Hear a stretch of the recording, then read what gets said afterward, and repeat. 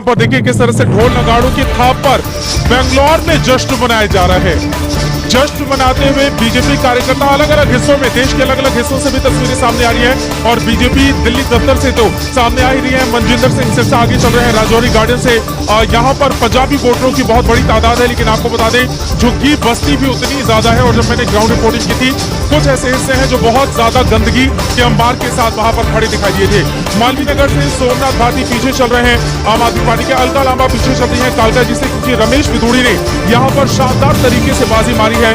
आतिशी जो मुख्यमंत्री है मौजूदा आम आदमी पार्टी की महिला चेहरा, वो वहां से पीछे चल रही है, अलका लांबा पीछे चल रही है। हरीश खुराना मोती नगर से आगे चल रहे हैं। आपको बता दें मोती नगर जिसने मुख्यमंत्री भारतीय जनता पार्टी को पहली बार 1993 में दिया था, जब यहीं से हरीश खुराना के पिता मदन खुराना जीतकर विधानसभा पहुंचे थे। गांधीनगर से अरविंदर सिंह गर्ग कई बार कांग्रेस पार्टी के टिकट पर वो गांधीनगर जीतते रहे हैं, लेकिन कांग्रेस का जिस तरह से बुरा दौर दिल्ली में शुरू हुआ, हारते वो चले गए। लेकिन जब बीजेपी ज्वाइन की तो गांधीनगर से आगे चल रहे हैं। मौजूदा वक्त में अरविंद केजरीवाल पीछे चल रहे हैं। नई दिल्ली सीट से अरविंद केजरीवाल पीछे चल रहे हैं, प्रवेश वर्मा आगे चल रहे हैं। प्रवेश वर्मा ने जिस तरह की राजनीतिक लड़ाई यहां पर लड़ी है, उसको लेकर लगातार केजरीवाल की ओर से निशाना साधा जाता रहा। चाहे 1100 रुपए के लिफाफे को लेकर जो महिलाओं को वो दे रहे थे, तमाम दूसरे मुद्दों को लेकर भी प्रवेश वर्मा की ओर से कुछ ऐसे बयान दिए गए थे जिसको लेकर अरविंद केजरीवाल गाली गलौज पार्टी बताते हुए चाहे रमेश विधूड़ी हो या फिर प्रवेश वर्मा हो, उनके ऊपर निशाना साध रहे थे। संदीप दीक्षित नई दिल्ली सीट से पीछे चल रहे हैं, उनकी मां लगातार इस सीट पर जीतती रही है, लेकिन फिलहाल संदीप यहाँ पर बुरी हाल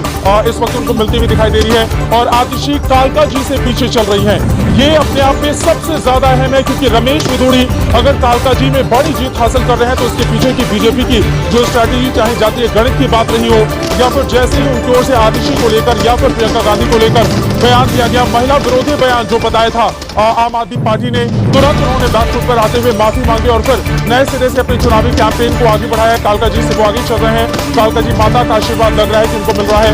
बाबरपुर से फिलहाल लगातार आम आदमी पार्टी का बड़ा चेहरा है, गोपाल राय मंत्री भी रहे हैं, पूर्वांचली चेहरा ये माने जाते हैं। बाबरपुर से फिलहाल यहाँ पर वो आगे चल रहे हैं। बाबरपुर से एक मुस्लिम उम्मीदवार खड़ा करके वोट पार्टी की कोशिश जरूर की गई थी कांग्रेस पार्टी की ओर से, लेकिन उसमें कामयाबी नहीं मिल रही है। जंगपुरा सीट से मनीष सिसोदिया फिलहाल आगे हो गए हैं, ये अपने आप में बेहद दिलचस्प है। जंगपुरा सीट मनीष सिसोदिया के लिए फंसी हुई थी।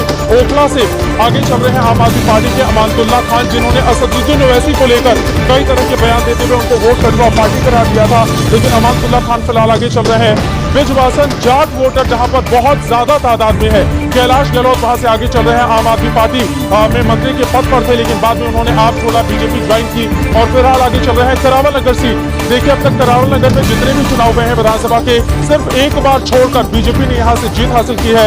और एक बार आम आदमी पार्टी ने अगर जीती थी तो वो खुद कपिल मिश्रा ने यहाँ से बाजी मारी थी, वो बीजेपी की सीट है। शानदार तरीके से कपिल मिश्रा जीतते हुए दिखाई दे रहे हैं। विजेंद्र गुप्ता आगे चल रहे हैं। रोहिणी से लगातार रोहिणी से वो जीतते हुए चले आ रहे हैं। एक बार फिर से उनकी धाक यहाँ पर देखने को मिल रही है। परपतगंज से अवध ओझा पीछे चल रहे हैं। परपतगंज महत्वपूर्ण सीट, पहले मनीष सिसोदिया की सीट थी, फिर आम आदमी पार्टी ने अवध ओझा को यहाँ पर टिकट दिया था। गुरुजी पीछे हो गए हैं। सत्येंद्र जैन भी शकूर बस्ती से पीछे हो गए हैं। बड़े बड़े दिग्गज यहाँ पर पीछे हो गए हैं। कुछ चेहरे जरूर आगे बढ़ते हुए दिखाई दे रहे हैं, लेकिन भारतीय जनता पार्टी के तमाम बड़े चेहरे जिस पर दांव लगाया था बीजेपी ने, वो सभी इस वक्त बड़ी